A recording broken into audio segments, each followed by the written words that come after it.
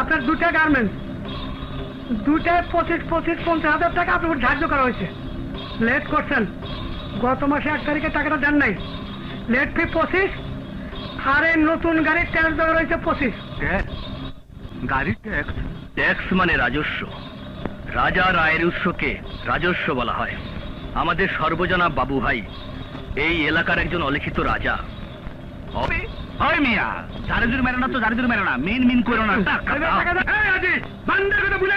টাকা বহুত দিচ্ছে, আর দেবে না। এই এলাকা আমাদের। তোর কি পায়ের মধ্যে 4টা গুলি করে তোর কি তোর গুলি করে মেরে ফেলাবো? কিন্তু আমরা পোলা বানাচ্ছে করে দিলাম। হ্যাঁ বেঁচে গেলি।